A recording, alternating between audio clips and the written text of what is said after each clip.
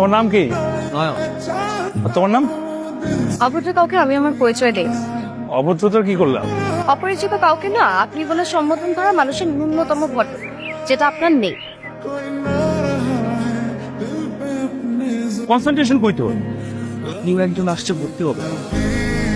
ও ছোটবেলা থেকেই অনেক ভালো ক্রিকেট খেলে। আমাদেরও ইচ্ছে ও বড় হয়ে ভালো ক্রিকেটার হবে। কি নাম তোমার? স্যার আমার নাম নয়ন। আর তোমার বোনের নাম? নিঝোক। না তো তাহলে আমার সাথে কোনো কিছু জানার চরম ইচ্ছা থাকলে সেটা জানা হয়েই যায়। আপনি চালাকি করে জেনেছেন। চালাক মানুষ আমার একদম পছন্দ। আমি তো জানতাম মেডিকেলের লোকজন অনেক বুদ্ধিমান হয়, ওকাও হয়, এটা কিন্তু জানা ছিল না। আমি বলেছি চালাক মানুষ আমার পছন্দ না। আমি বকে সেটা একবার আপনাকে বলিনি। সব জোচ্চুরি কথা বাদ দিয়ে না ভালো হয়ে যান। যেটা করতে এসেছিলেন সেটা মন দিয়ে করেন। আমি যা করি মন দিয়ে করি। হোক সেটা ক্রিকেট কিংবা তুমি। কাল থেকে প্র্যাকটিস এসছো। বাহ, আমি তো জানতাম তোর বোলিং দেখলে এমনি উনি নিয়ে নেবে। চল।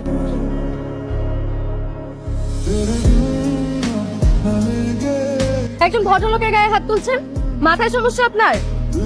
দেখে আমার পছন্দ, যেতে দিন ওনাকে। আপনার কি কোনো কাজকর্ম নেই? আপনি এখানে কি করছেন? কাজই তো করছি, আমাকে বলছি না আমি যা করি মন থেকে করি।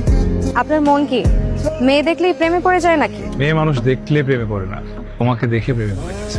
এলাকার সব ছেলেদের একই অবস্থা, বড় ছোট কাউকে মানে না। বড় ছোট ব্যাপারটা বুঝায়। কি আর গতকালকে আপনার কোচের গায়ে হাত তুলেছে কয়েকজন বখাটে।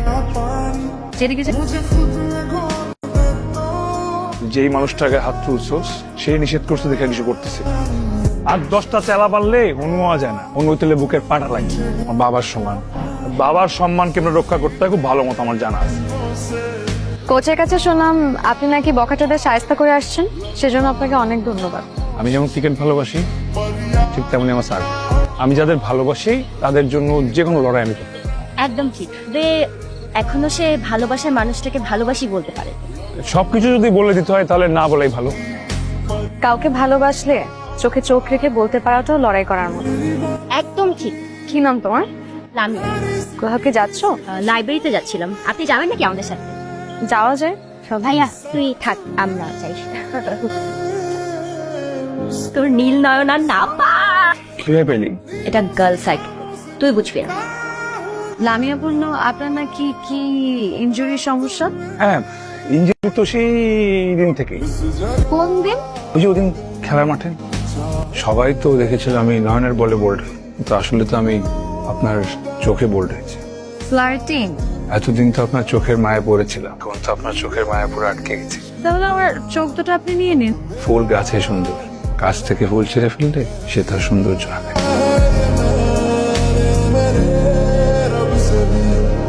बस तेरा साथ